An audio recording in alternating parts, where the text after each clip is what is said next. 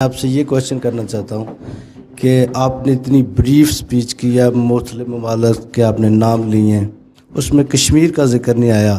کیا کشمیر بھی آپ کی پالیسی میں یا ہے اس طرح کا سسٹم؟ بات یہ ہے کہ میں نے تو عموماً کسی ملک کا نام لیا ہی نہیں. تقریر میں تو میں نے کسی ملک کا نہیں نام لیا. جب میں نے کہا جو سردی جو میں نے جب یہ کہا کہ رعایا سے لڑ رہی ہے، لوگ عوام ایک دوسرے کو مار رہے ہیں، تو مسلمان ملک اس میں شامل ہے نا. جب میں نے یہ کہا کہ لیڈر جو سیاستدان ہے یا لیڈرشپ ہے یا سربراہان حکومت ہیں وہ عوام کو مار رہے ہیں، تو اس میں سیریا اور یہ لوگ شامل تھے. میں نے نام نہیں لیا نا کسی کا. وہاں جہاں تک سوال ہے کشمیر کا، پاکستان، میں نے ابھی ان کو بتایا تھا کہ کشمیر کا معاملہ جس خوبی سے جماعت احمدیہ نے پیش کیا ہے UN میں اور اس کا اعتراف کیا اخباروں نے.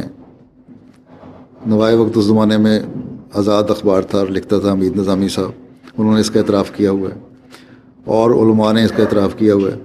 جہاں تک کشمیر کے کاز کا سوال ہے، ہم ہمیشہ بولتے رہے ہیں.